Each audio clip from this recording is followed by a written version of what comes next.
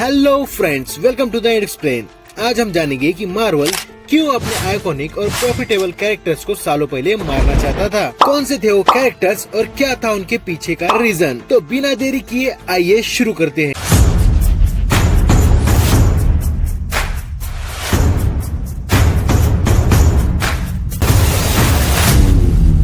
Marvel अपने high profile characters को मारने से कभी हिचकिचाता नहीं, पर इन डेथ्स का इस्तेमाल हमेशा बड़ी स्टोरी को आगे बढ़ाने के लिए किया जाता है। जैसे कि एज ऑफ अल्ट्रॉन में quick silver, Avengers infinity war में विजन और एवेंजर्स एंड गेम में आयरन मैन और ब्लैक विडो, जिन्होंने दुनिया को बचाने के लिए अपने आप को सैक्रिफाइस कर दिया। लेकिन ये डेथ इवेंट्स परमानेंट नहीं थे। अगर स्टूडियोज के इनिशियल प्लान्स के हिसाब से सब होता तो बहुत सारे कैरेक्टर्स को हम पहले ही मरते हुए देखते, लेकिन ऐसा नहीं हुआ। तो इसलिए जानते हैं मार्वल के टॉप 10 ऐसे कैरेक्टर्स जिन्हें मार्वल स्टूडियोज ने ऑलमोस्ट मार ही दिया था। Number 10, Gamora. जेम्स गन की Guardian of the Galaxy trilogy ने MCU और सेपरेट वर्ल्ड का पार्ट होने में परफेक्ट बैलेंस बनाया है, जिसमें गार्डियंस की अलग कहानी चलती है और साथ में MCU से भी कनेक्ट कर पाती है, जिसमें हमें उनके बड़े प्लान्स देखने को मिले। और उनमें से ही एक प्लान ये भी था कि guardian of the Galaxy volume 2 में योंडू की जगह गमोरा मरती, लेकिन केविन फेगी ने इस प्लान को कैंसिल कर दिया क्योंकि वो गमोरा को थैनोस के हाथों एवेंजर्स इन्फिनिटी वॉर में मरवाना चाहते थे। Number 9, Hank Pym. Ant Man and the Wasp Quantumania से MCU के फेज 5 की शुरुआत हो चुकी है, जिसमें हमें पहली बार कैंग का स्ट्रॉन्गेस्ट वेरिएंट देखने को मिला। साथ ही कैंग की काउंसिल भी देखने को मिली और इसमें हैंक पिम का कितना कंट्रीब्यूशन था हम सब जानते हैं। लेकिन अगर मार्वल स्टूडियोज के प्लान से चलते तो शायद ऐसा कुछ होता ही नहीं।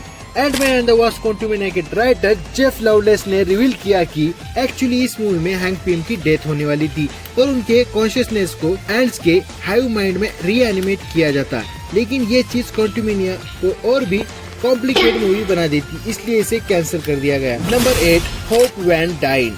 Doctor Strange in the Multiverse of Madness की कमेंट्री के दौरान इस मूवी के डायरेक्टर सैम राइमी और स्क्रीन राइटर माइकल वॉल्ड्रॉन ने ये रिवील किया कि होप वैन डाइन भी इस मूवी में मरने वाली थी, लेकिन जिसे हम जानते हैं वो नहीं, बल्कि अर्थ 838 की इल्यूमिनाटी मेंबर्स होती, जिसे वांडा बाकी मेंबर्स की तरह ही मार देती। इन्होंने ये तो नहीं बताया कि इस सीक्वेंस को कट क्यों कर दिया, पर अगर ऐसा होता तो देखने में बहुत मजा आता। Number 7, Baron Karl Mordo. Doctor Strange in the Multiverse of Madness के दौरान सैम राइमी और माइकल वॉल्ड्रॉन ने कहा कि मूवी के स्टार्टिंग में ही स्कारलेट विच बैरन मॉर्डो को मार देती, जिसके बाद हमें 838 के बैरन मॉर्डो को दिखाया जाता, जिसके साथ हमारे यूनिवर्स के बैरन मॉर्डो का कटा हुआ सर दिखाया जाता। लेकिन ये डिज्नी की मूवी है और ये सीक्वेंस बहुत ही ब्रूटल हो रहा था, इसलिए इसे मूवी से हटा दिया गया। नंबर 6, लोकी लोफिसन। टॉम हिडलस्टन का लोकी MCU का सबसे पॉपुलर और प्रॉफिटेबल कैरेक्टर में से एक है, खासकर इसकी सोलो सीरीज लोकी से। लेकिन कभी ऐसा हो ही नहीं पाता अगर सब मार्वल के प्लान के हिसाब से होता, क्योंकि स्टूडियो ने 2013 में ही थोर द डार्क वर्ल्ड में लोकी को डार्क एल्व्स के साथ लड़ते हुए मरता दिखाना चाहते थे, लेकिन टेस्ट स्क्रीनिंग में ऑडियंस ने पसंद नहीं किया और इसे मूवी से हटा दिया गया। नंबर 5, थोर ओडिनसन। लोकी की तरह ही थोर को मारने का प्लान मार्वल के CEO केविन फेगी ने बनाया था। एवेंजर्स इन्फिनिटी वॉर और एंड गेम के डायरेक्टर ने जॉश हॉरोविट्ज की पॉडकास्ट में बताया कि केविन फेगी ने एंड गेम के लास्ट बैटल में थोर की डेथ का प्लान बनाया था और इसे डायरेक्टर को भी पिच किया था, पर एंड गेम में नताशा और टोनी के बाद थोर की डेथ MCU के फैंस के लिए बहुत ही ज्यादा ट्रेजिक हो जाती, इसलिए इसे मूवी से हटा दिया गया। Number 4, captain America. कैप्टन ने एंड गेम के एंडिंग सीन में टाइम ट्रैवल करके सारे इन्फिनिटी स्टोन्स को पास्ट में उनकी जगह पर रखा और अपनी खोई जिंदगी को जीकर वापस लौट आया। लेकिन ये मार्वल का फर्स्ट प्लान नहीं था। मार्वल के इनिशियल प्लान में कैप्टन पास्ट में जाकर कभी वापस लौटने ही वाला नहीं था। इस तरह इस कैरेक्टर का एंड होता, पर इसमें एक प्रॉब्लम ये थी कि सैम विल्सन को कैप्टन अमेरिका का मेंटल किसने दिया, ये अनक्लियर था। इसी को सॉल्व करने के लिए कैप्टन को प्रेजेंट में लाया गया। Number 3, Nick Fury. Endgame में सिर्फ एवेंजर्स को ही मारने का प्लान नहीं बनाया गया था, बल्कि निक फ्यूरी को भी इसमें मरते हुए दिखाया जाता, जिसमें निक फ्यूरी और ब्लैक ऑर्डर के मेंबर कार्सग्लेव के बीच एक ड्रामेटिक फाइट होती।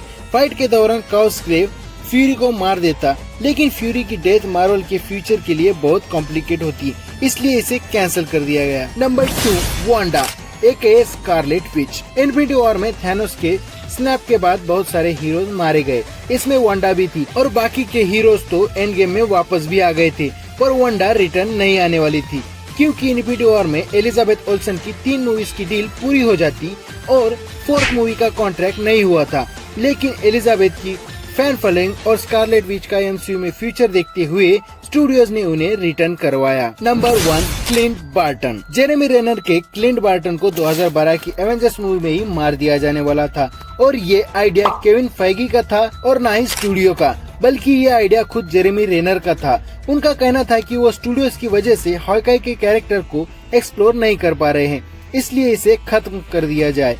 इसके बाद स्टूडियो ने उनकी बात पर गौर किया और आगे Civil War, Age of Ultron और हॉकाई में उनके कैरेक्टर को एक्सप्लोर किया गया। अगर वीडियो पसंद आया हो तो वीडियो को लाइक कीजिए और चैनल को सब्सक्राइब कीजिए। आपका फेवरेट कैरेक्टर कौन सा है हमें कमेंट में जरूर बताएं। और आगे आने वाले वीडियोस की सबसे पहले जानकारी पाने के लिए हमारे फेसबुक और इंस्टाग्राम पेज को फॉलो करें। तो आज के लिए बस इतना ही, जल्द मिलते हैं अगले वीडियो में।